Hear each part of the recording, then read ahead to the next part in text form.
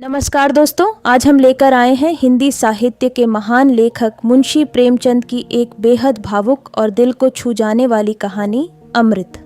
मेरी उठती जवानी थी जब मेरा दिल दर्द के मज़े से परिचित हुआ। कुछ दिनों तक शायरी का अभ्यास करता रहा और धीरे धीरे इस शौक ने तल्लीनता का रूप ले लिया। सांसारिक संबंधों से मुंह मोड़कर अपनी शायरी की दुनिया में आ बैठा और 3 ही साल की मशक़ ने मेरी कल्पना के जौहर खोल दिए। कभी कभी मेरी शायरी उस्तादों के मशहूर कलाम से टक्कर खा जाती थी। मेरे कलम ने किसी उस्ताद के सामने सर नहीं झुकाया।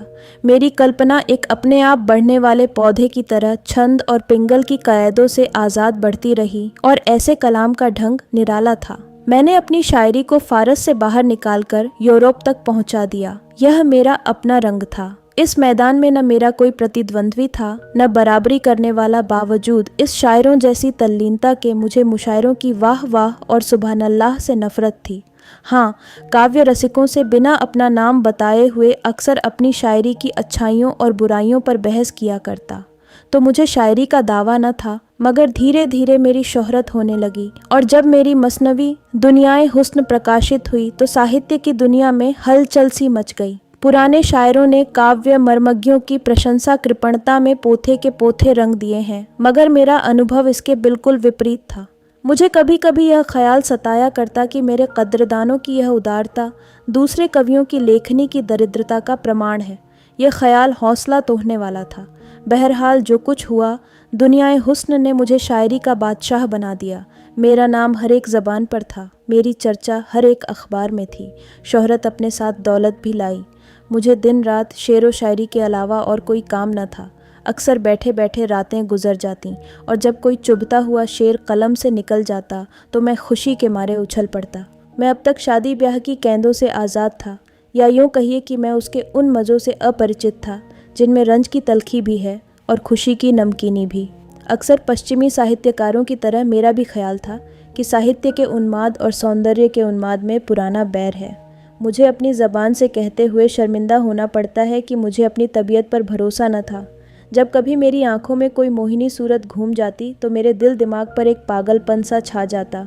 हफ्तों तक अपने को भूला हुआ सा रहता। लिखने की तरफ तबीयत किसी तरह न झुकती। ऐसे कमज़ोर दिल में सिर्फ एक इश्क की जगह थी। इसी डर से मैं अपनी रंगीन तबीयत के खिलाफ आचरण शुद्ध रखने पर मजबूर था। कमल की एक पंखुड़ी, श्यामा के एक गीत, लहलहाते हुए एक मैदान में मेरे लिए जादू का सा आकर्षण था, मगर किसी औरत के दिल फरेब हुस्न को मैं चित्रकार या मूर्तिकार की बेलौस आँखों से नहीं देख सकता था। सुंदर स्त्री मेरे लिए एक रंगीन कातिल नागिन थी जिसे देखकर आँखें खुश होती हैं मगर दिल डर से सिमट जाता है। खैर, दुनियाए हुस्न को प्रकाशित हुए 2 साल गुजर चुके थे। मेरी ख्याति बरसात की उमड़ी हुई नदी की तरह बढ़ती चली जाती थी। ऐसा मालूम होता था जैसे मैंने साहित्य की दुनिया पर कोई वशीकरण कर दिया है। इसी दौरान मैंने फुटकर शेर तो बहुत कहे, मगर दावतों और अभिनंदन पत्रों की भीड़ ने मार्मिक भावों को उभरने न दिया। प्रदर्शन और ख्याति एक राजनीतिज्ञ के लिए कोड़े का काम दे सकते हैं, मगर शायर की तबीयत अकेले शांति से एक कोने के बैठकर ही अपना जौहर दिखा लाती है। चुनांचे मैं इन रोज बरोज बढ़ती हुई बेहुदा बातों से गला छुड़ाकर भागा और पहाड़ के एक कोने में जा छिपा। नए रंग ने वहीं जन्म लिया। नए रंग के शुरू करते हुए ही मुझे एक आश्चर्यजनक और दिल तोड़ने वाला अनुभव हुआ। ईश्वर जाने क्यों मेरी अक्ल और मेरे चिंतन पर पर्दा पड़ गया। घंटों तबीयत पर जोर डालता, मगर एक शेर भी ऐसा न निकलता कि दिल फड़के उठे। सूझते भी तो दरिद्र पिटे हुए विषय जिनसे मेरी आत्मा भागती थी। मैं अक्सर झुझलाकर उठ बैठता, कागज फाड़ डालता और बड़ी बेदिली की हालत में सोचने लगता कि क्या मेरी काव्य शक्ति का अंत हो गया। क्या मैंने वह खजाना जो प्रकृति ने मुझे सारी उम्र के लिए दिया था इतनी जल्दी मिटा दिया। कहाँ वह हालत थी कि विषयों की बहुतायत और नाजुक ख्यालों की रवानी कलम को दम नहीं लेने देती थी। कल्पना का पंछी उड़ता तो आसमान का तारा बन जाता था, और कहाँ अब यह पस्ती, यह करुण दरिद्रता। मगर इसका कारण क्या है? यह किस कसूर की सज़ा है? कारण और कार्य का दूसरा नाम दुनिया है। जब तक हमको क्यों का जवाब न मिले, दिल को किसी तरह सब्र नहीं होता। यहाँ तक कि मौत को भी इस क्यों का जवाब देना पड़ता है। आखिर मैंने एक डॉक्टर से सलाह ली। उसने आम डॉक्टरों की तरह आबहवा बदलने की सलाह दी। मेरी अक्ल में भी यह बात आई कि मुमकिन है नैनीताल की ठंडी आबहवा से शायरी की आग ठंडी पड़ गई हो। 6 महीने तक लगातार घूमता फिरता रहा, अनेक आकर्षक दृश्य देखे, मगर उनसे आत्मा पर वह शायराना कैफियत न छाती थी कि प्याला छलक पड़े और खामोश कल्पना खुद ब खुद चहकने लगे। मुझे अपना खोया हुआ लाल न मिला। अब मैं जिंदगी से तंग था। जिंदगी अब मुझे सूखे रेगिस्तान जैसी मालूम होती, जहाँ कोई जान नहीं, ताजगी नहीं, दिलचस्पी नहीं। हरदम दिल पर एक मायूसी सी छाई रहती और दिल खोया खोया रहता। दिल में यह सवाल पैदा होता कि क्या वह 4 दिन की चांदनी खत्म हो गई और अंधेरा पाख आ गया। आदमी की संगत से बेजार, हम जिन्स की सूरत से नफरत, मैं एक गुमनाम कोने में पड़ा हुआ जिंदगी के दिन पूरे कर रहा था। पेड़ों की चोटियों पर बैठने वाली, मीठे राग गाने वाली चिड़िया क्या पिंजरे में जिंदा रह सकती हैं? मुमकिन है कि वह दाना खाए, पानी पिए, मगर उसकी इस जिंदगी और मौत में कोई फर्क नहीं है। आखिर जब मुझे अपनी शायरी के लौटने की कोई उम्मीद नहीं रही, तो मेरे दिल में यह इरादा पक्का हो गया कि अब मेरे लिए शायरी की दुनिया से मर जाना ही बेहतर होगा। मुर्दा तो हूँ ही, इस हालत में अपने को जिंदा समझना बेवकूफ़ी है। आखिर मैंने एक रोज़ कुछ दैनिक पत्रों का अपने मरने की खबर दे दी। उसके छपते ही मुल्क में कोहराम मच गया, एक टहलका पड़ गया। उस वक्त मुझे अपनी लोकप्रियता का कुछ अंदाज़ा हुआ। यह आम पुकार थी कि शायरी की दुनिया की किश्ती मंझधार में डूब गई, शायरी की महफिल उखड़ गई। पत्र पत्रिकाओं में मेरे जीवन चरित्र प्रकाशित हुए, जिनको पढ़कर मुझे उनके एडिटरों की आविष्कार बुद्धि का कायल होना पड़ा। न तो मैं किसी रईस का बेटा था और न मैंने रईसी की मसनद छोड़कर फ़कीरी अख्तियार की थी।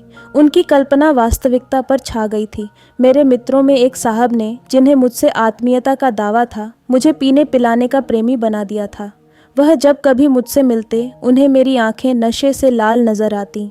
अगरचे इसी लेख में आगे चलकर उन्होंने मेरी इस बुरी आदत की बहुत हृदयता से सफाई दी थी, क्योंकि रूखा सूखा आदमी ऐसी मस्ती के शेर नहीं कह सकता था। ताहम हैरत है कि उन्हें यह सरीहन गलत बात कहने की हिम्मत कैसे हुई। खैर, इन गलत बयानियों की तो मुझे परवाह न थी। अलबत्ता यह बड़ी फिक्र थी, फिक्र नहीं एक प्रबल जिज्ञासा थी कि मेरी शायरी पर लोगों की ज़बान से क्या फतवा निकलता है। हमारी ज़िंदगी के कारनामे की सच्ची दाद मरने के बाद ही मिलती है, क्योंकि उस वक्त वह खुशामद और बुराइयों से पाक साफ होती है। मरने वाले की खुशी या रंज की कौन परवाह करता है। इसीलिए मेरी कविता पर जितनी आलोचनाएं निकली हैं, उसको मैंने बहुत ही ठंडे दिल से पढ़ना शुरू किया। मगर कविता को समझने वाली दृष्टि की व्यापकता और उसके मर्म को समझने वाली रुचि का चारों तरफ अकाल सा मालूम होता था।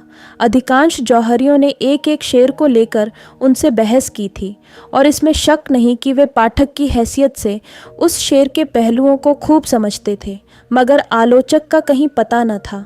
नज़र की गहराई गायब थी। समग्र कविता पर निगाह डालने वाला कवि, गहरे भावों तक पहुंचने वाला कोई आलोचक दिखाई न दिया। एक रोज़ मैं प्रेतों की दुनिया से निकलकर घूमता हुआ अजमेर की पब्लिक लाइब्रेरी में जा पहुंचा। दोपहर का वक्त था। मैंने मेज़ पर झुककर देखा कि कोई नई रचना हाथ आ जाए तो दिल बहलाऊं।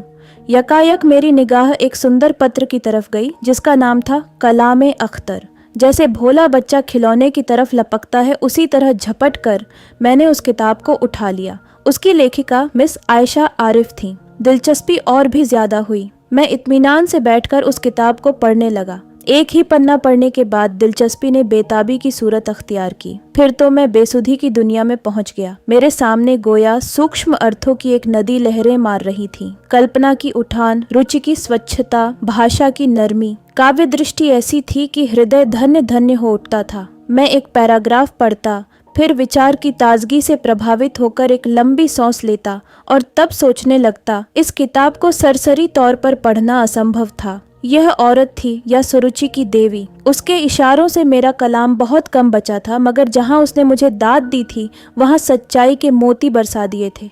उसके एतराज़ों में हमदर्दी और प्रशंसा में भक्ति था। शायर के कलाम को दोषों की दृष्टियों से नहीं देखना चाहिए। उसने क्या नहीं किया, ये ठीक कसौटी नहीं। बस यही जी चाहता था कि लेखिका के हाथ और कलम चूम लूं।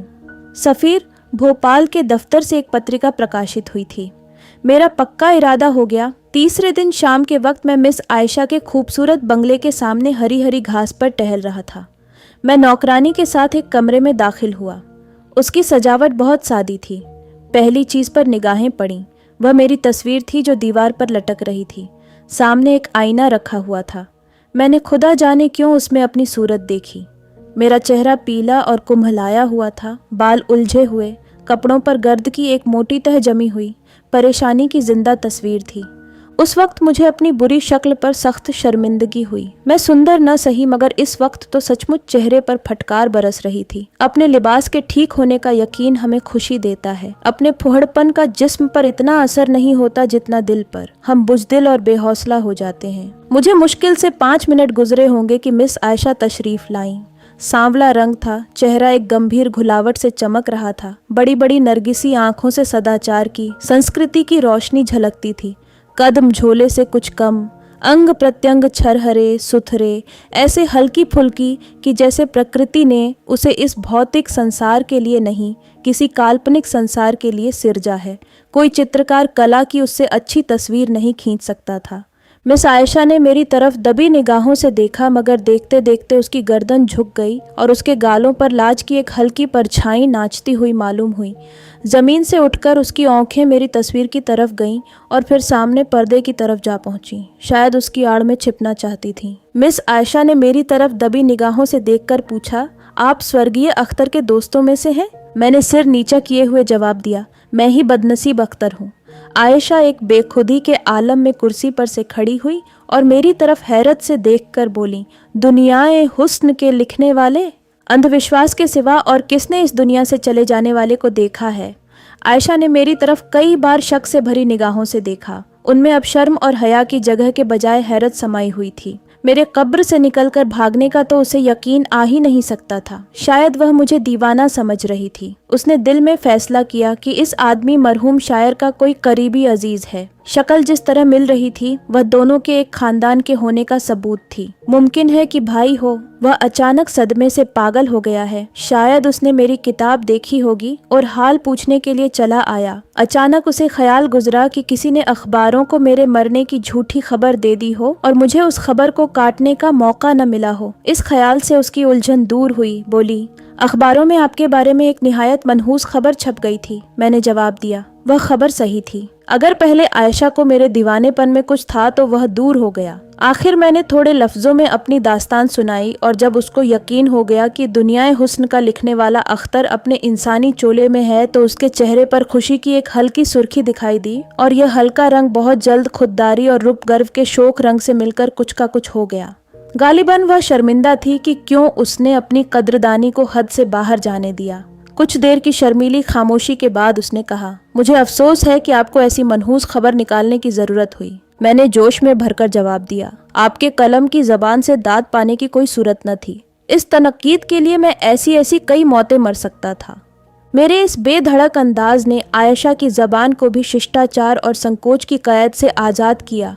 मुस्कुराकर बोली, मुझे बनावट पसंद नहीं है। डॉक्टरों ने कुछ बतलाया नहीं? उसकी इस मुस्कुराहट ने मुझे दिल्लगी करने पर आमादा किया।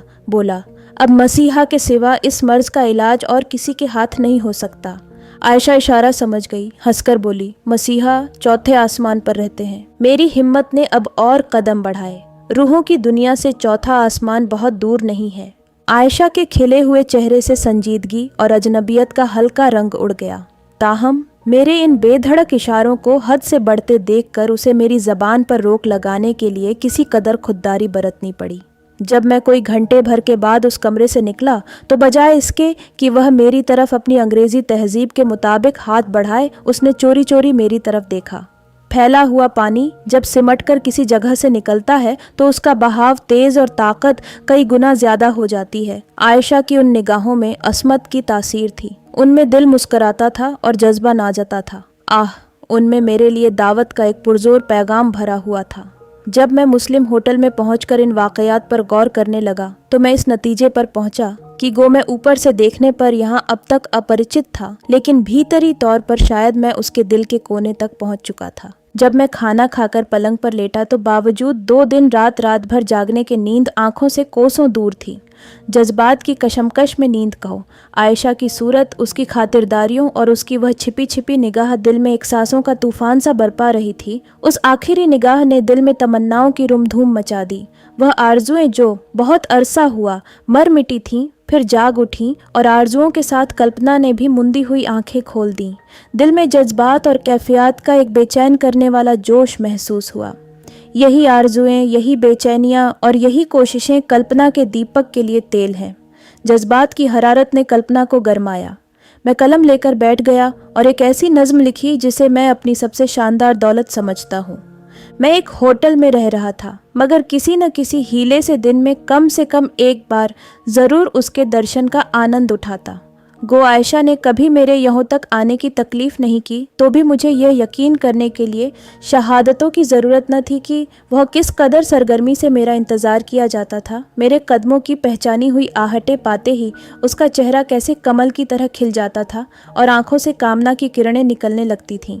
यहाँ 6 महीने गुजर गए। इस ज़माने को मेरी ज़िंदगी की बहार समझना चाहिए।